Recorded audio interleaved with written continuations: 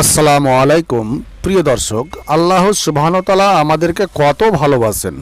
আল্লাহ সুবহানাহু ওয়া তাআলা আমাদেরকে জাহান্নামে যেতে দিতে চান না। আল্লাহ সুবহানাহু ওয়া তাআলা চাচ্ছেন যে তোমরা ভালো আমল করে জান্নাতে যাও।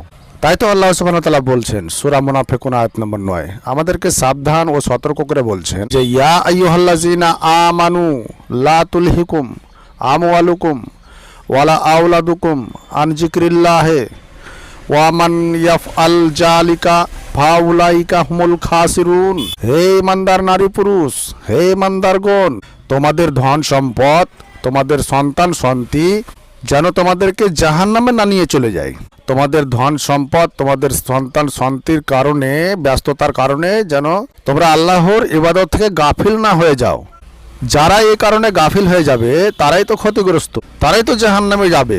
আল্লাহ সুবহানাহু ওয়া তাআলা আমাদেরকে সাবধান সতর্ক করে বলছেন। প্রিয় দর্শক, আমাদের নাফস হচ্ছে এমন একটি জিনিস, এমন একটি বস্তু যে আমাদের নাফসকে আমরা কন্ট্রোল করতে পারি না।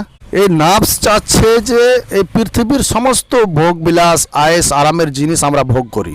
টাকা পয়সা, সুন্দর সুন্দর নারী, সুন্দর সুন্দর গাড়ি, সমস্ত আয়েস আরামের জিনিস আমাদের নাফস টান মেরে আমাদেরকে ওদিকে নিয়ে যাচ্ছে। আর যত এই পৃথিবীর আয়েস আরামের জিনিস, সমস্ত জিনিস পাপের জিনিস, এই সমস্ত জিনিসের চক্করে যে পড়বে সে নিজের পরকালকে নষ্ট করে দেবে। আমাদের নাফস চাচ্ছে যে সুন্দর সুন্দর নারী ভোগ করো।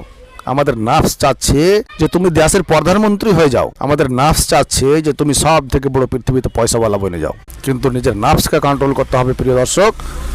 নিজের নাফসকে কন্ট্রোল করে আল্লাহর জিকির আজকার করে সঠিক পথে চলাচল করে আমাদেরকে পৃথিবী থেকে নিজেকে বাঁচিয়ে, গুনহার রাস্তা থেকে বাঁচিয়ে নিয়ে জান্নাতে যেতে হবে। এই কথাই আমাদেরকে, এই কথার উপরেই আমাদেরকে পৃথিবীতে থাকতে হবে।